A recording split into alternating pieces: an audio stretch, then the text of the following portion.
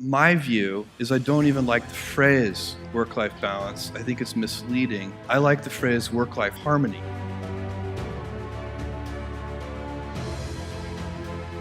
No matter how good we are, we can still be better. You can always be better. Customers have a divine discontent, and they teach you if you listen to customers. So we watch for that, and we see patterns, and we can find places where it's not working, something's going wrong, and that's really how I get the feedback, is from customer input. And often, in all caps, angry, you ruined my child's birthday because the gift didn't show up on time. And we take that, and what you really want to do is you take that, it's an anecdote, it's a single example, but you need to find the root cause. What went wrong deep inside the system? How did this happen? Because then you can fix it for everyone, so that that particular problem will never happen again. You don't just fix the symptom, you have to fix the root cause. And that's been the secret to our operational success for 20 years. There are a lot of things that are a waste of time. When you think about your life, I often tell people that I work with, if you can because people have very high standards for how they want their work life to be. And I said, look,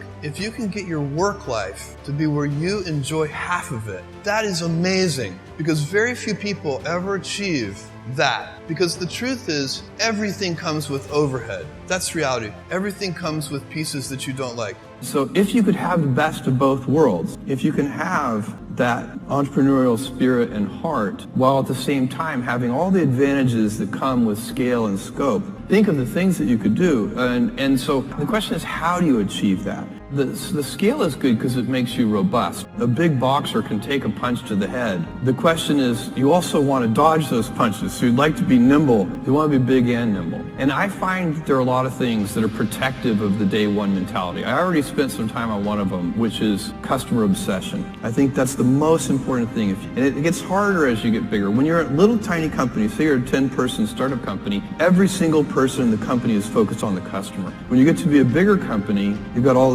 middle managers, and you've got all these layers, and those people aren't on the front lines. They're not interacting with customers every day. They're insulated from customers.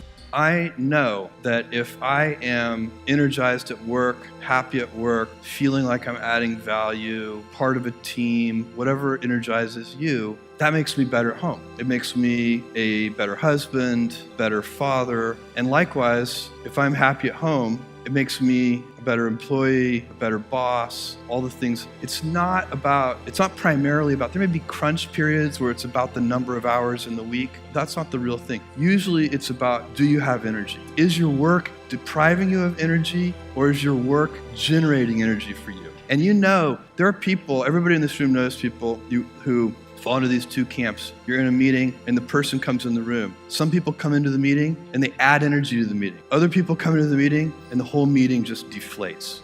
The stress primarily comes from not taking action over something that you can have some control over. So if I find that some particular thing is causing me to have stress, that's a warning flag for me. What it means is there's something that I haven't completely identified, perhaps in my conscious mind, that is bothering me, and I haven't yet taken any action on it. I find as soon as I identify it and make the first phone call or send off the first email message or whatever it is that we're going to do to start to address that situation, even if it's not solved, the mere fact that we're addressing it dramatically reduces any stress that might come from it. So stress comes from ignoring things that you shouldn't be ignoring, I think, in large part. So stress doesn't come, people get stress wrong all the time, in my opinion. Stress doesn't come from hard work, for example. You can be working incredibly hard and loving it. And likewise, you can be out of work and incredibly stressed over that.